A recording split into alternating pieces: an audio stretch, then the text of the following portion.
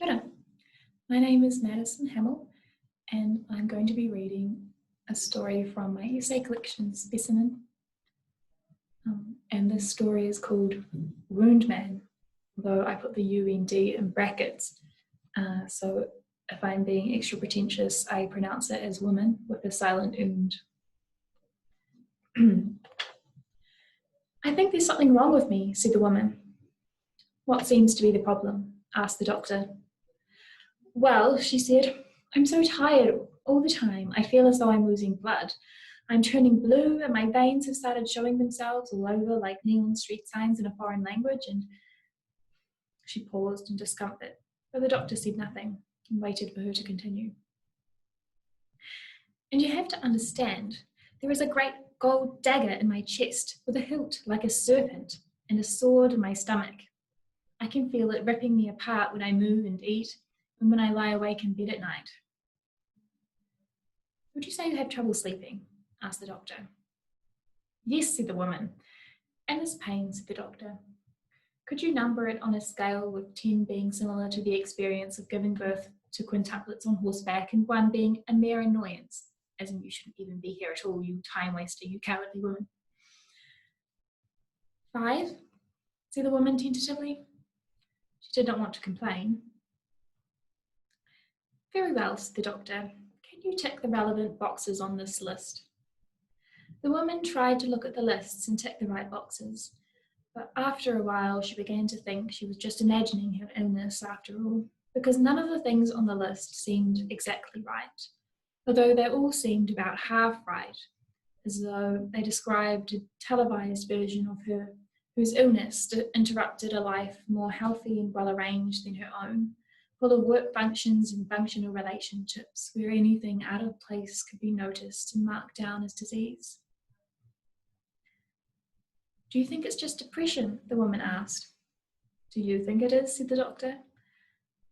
It could be, said the woman. Sometimes I don't know if I'm tired or sad. Sometimes I don't know if I'm imagining things.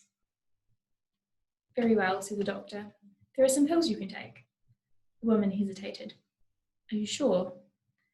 Well, the doctor shrugged. It's like we always say, if you feel bad, why not? There's no harm in trying.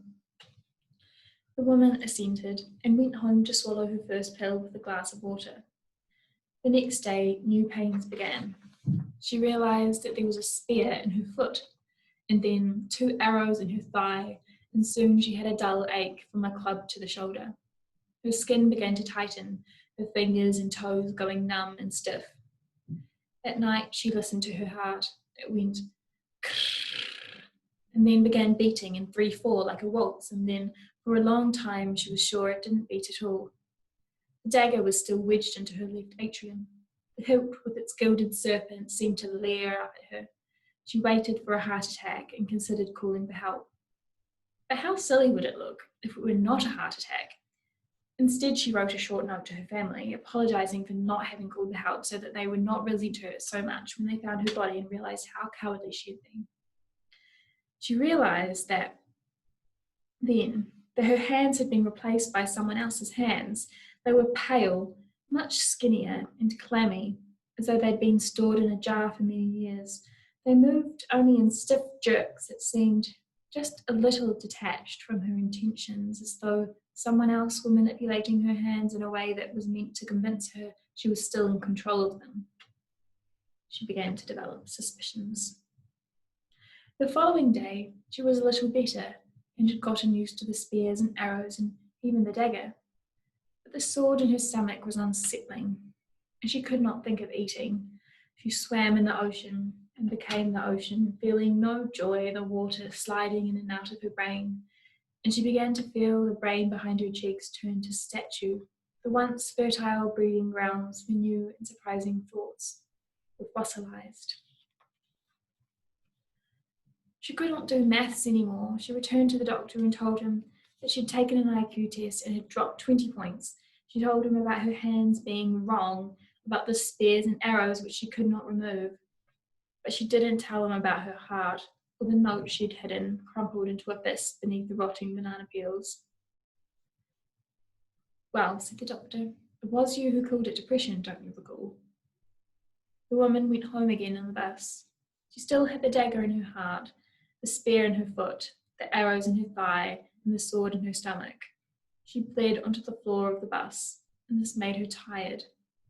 On the bus, too, was a woman with an axe in her brain, wedged in neatly as you would wedge it in a block of wood while it wasn't in use. On the other side of the bus, another woman had her stomach cut open, and her baby was sitting across from her, still attached to its umbilical cord, crying and waving its little pink arms. That heartless woman did nothing to comfort her baby, just stared at it, unaffected, as the poor thing ruined everyone's bus ride with its bawling. Everywhere was blood, drying into the seats, the dank, sweet rust smell permeating everything. She couldn't even read the paper.